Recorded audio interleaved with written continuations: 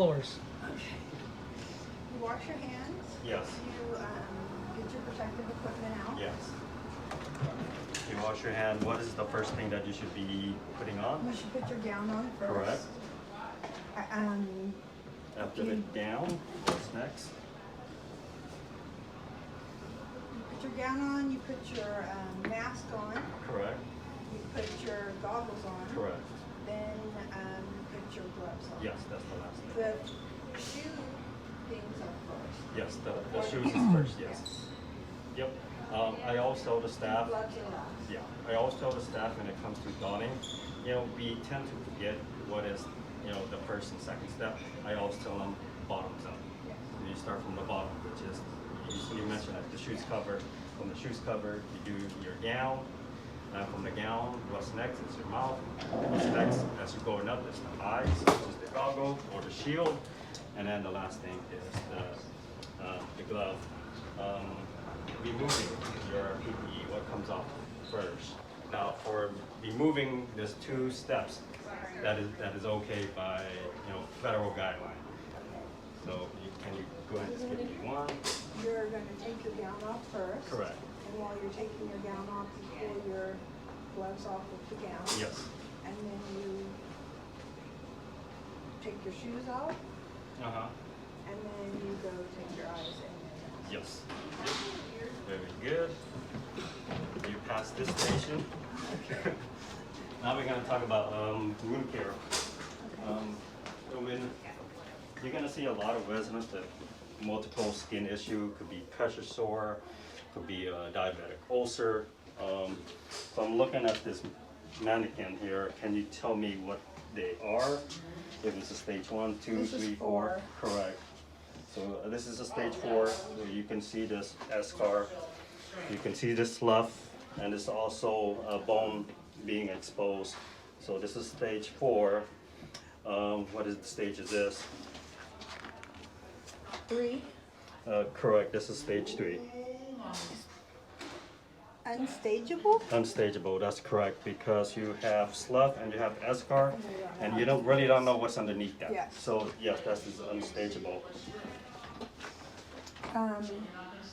1 That is a stage 1. Correct. and 2. That's a stage 2. And in here, this is a stage 2 also. That's considered a fissure. Okay. When there's a little slit on the coccyx. Okay, so that's considered a fissure? Fissure, Not correct. a stage in? No. Okay.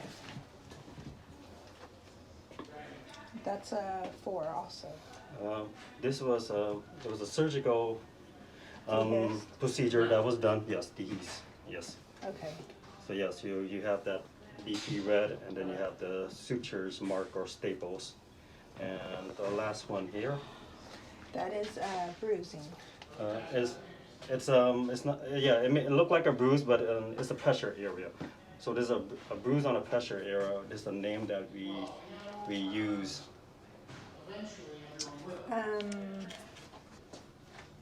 It starts with a D.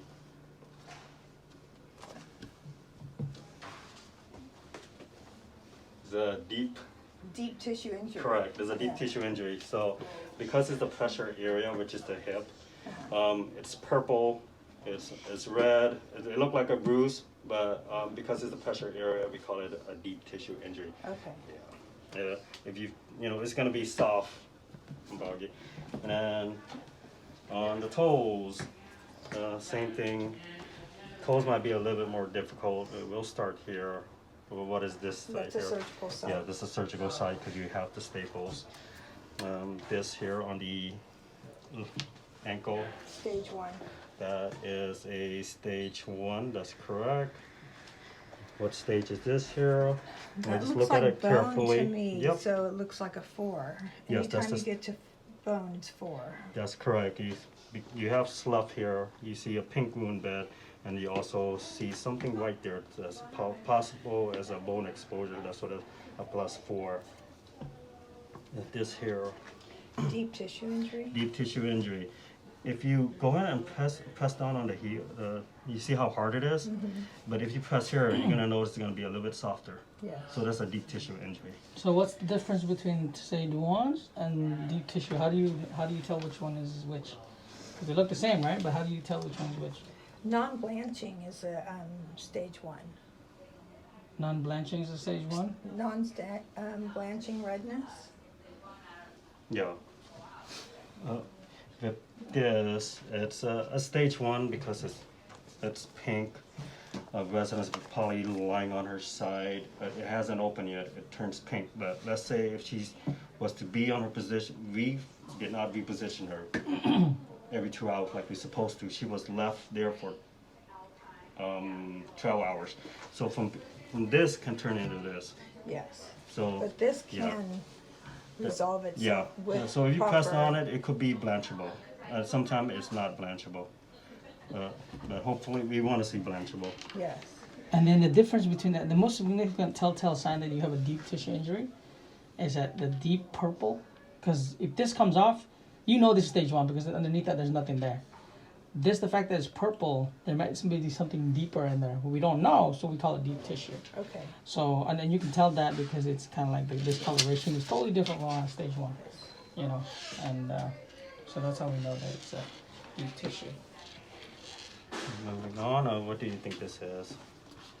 I know it's kind of hard because it's colored. I believe it's a stage 1 also. Oh, that's not a stage 1. It's considered. They call it a blister. It's a blister. blister, okay. It's hard to tell. On its toenail right here, I know it's kind of hard to tell. Also, a lot of residents have this. You know, as we get older, we lose a lot of our calcium, and the nails become brittle. And hard. Yeah, what is this called when it becomes hard and brittle? It's yellowish in color. I thought it was fungus. Yeah, it's a Okay. fungal nail. Okay, Yep. fungal nail. Yeah, and here there's a small little slit here with that red marking.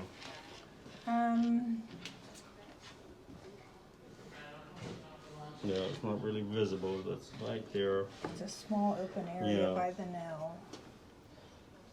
A lot of our residents have it where you have kind of an extra nail that's going on.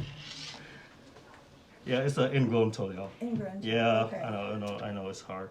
Well, from looking at his toes, Diabetic. what do you think is going on right here? The yellow pink area here. Yeah, what do you think happened there? How How many toes do we usually have? He's missing one, yes. Yeah. But I don't know what would cause the coloring on the big toe because Yeah. he's not touching anything. He pretty much have an amputated second toe. Okay. Yeah. What's this here? It's a corn. Yep. And then what's this at the tip of the toe? It's been amputated also, the tip. No? No, it's not. Okay. Callus? No. They are. This is considered hammer toes. I think if you see it, hammer. Hammer toe, okay. Yeah, hammer toes. I think if we Is it saw it on a dark, an actual person, we probably would be able to Okay. distinguish it better. But because this is a model, so it's difficult to determine what they are. But it's a hammer toe because it's flat. Okay. That's Escar. Escar, correct. Oh, what's going on here between his toe? It's white, and then you have a redness right there in the center. It's definitely a sore. It's not from pressure. Too much maceration. Yep, you got it. That's maceration. Yeah, because it's white there. There's too much Okay. moisture. The skin is slowly breaking down. What's this here? Non-stageable. What is it called? When it's- Escar. Yes. What stage is this here? This Yes. is like a stage 2, Yes. And here, 4. 4, because you have the Bone. possible tendon and bone exposed. What stage is this? 3. It's 3, correct. And then, why is it kind of beigey out here? Well, this area is Hey, trying yeah. to heal. Yeah. Hey, I'm in Dr. Mun's office. If it was yellowish, doing the then training there with you. might be some Thanks. possible Yeah, infection. can you come because over you here, know, and please? if it's Yeah. oozing. You mentioned it right there, the oozing. So oozing, a lot of drainage, heavy drainage, so it's causing the peri wound to also break open. So if eventually, if we don't focus on the peri wound is going to be, it's going to get macerated and open, and instead of having a, maybe a little bit bigger than a quarter size, it's going to be a lot bigger because of the maceration. Damn, how much sweat Yeah. this person got? Dang. This is the last two.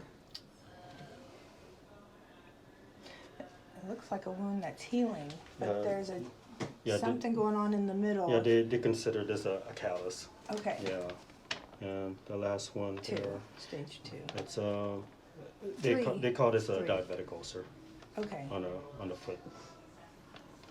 Yep. Again, the last stage here is wound products that we commonly use here. Can you tell me what they are and what is it used for? Just started The one for each Calcine, it has some zinc in it, so Yeah. it helps I'm just following it. repair Get all the the red stations. tissue, but not any sores. Yeah. No open Yeah. areas. Yeah. It's a barrier and. Can you use it on a stage 2? A superficial stage 2? Iffy. So with the calazine, it can be used for a superficial stage 2.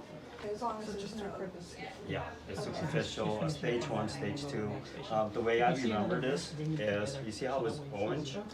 Orange bottle, open. So anything that's superficial opening, like a stage 2, it can be used.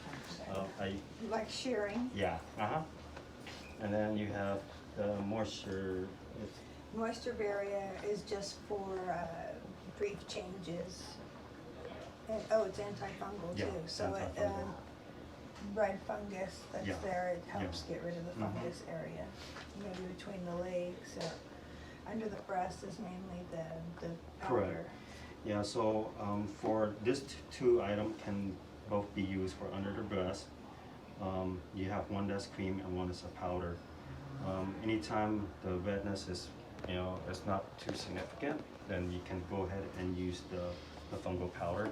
But if it's some severe and it's red and it flame, there's redness under the breast, then we want to get a order for nystatin powder, prescription, where this is non-prescription.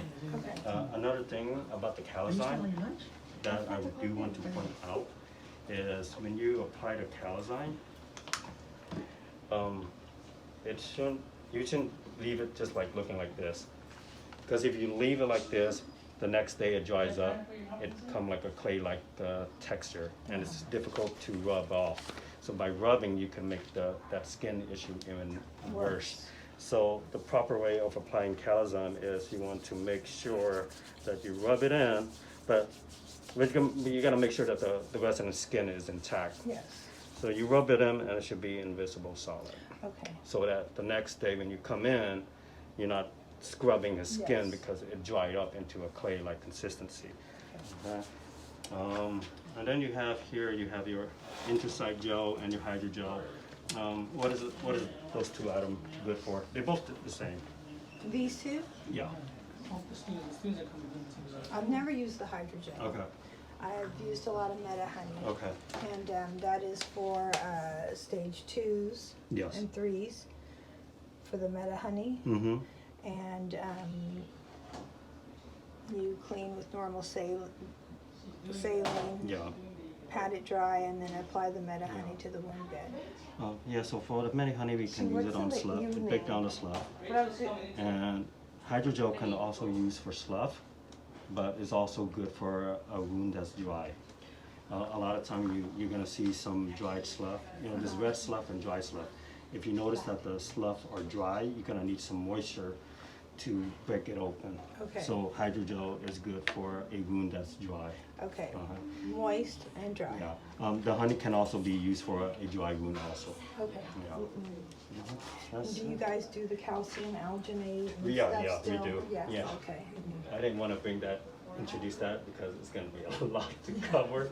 Yeah, but you did great. Thank you. I think the most difficult part is the foot because you're looking at it and you're not really sure what you're looking at. You did great. We're gonna go Okay, ahead that and was a sign. great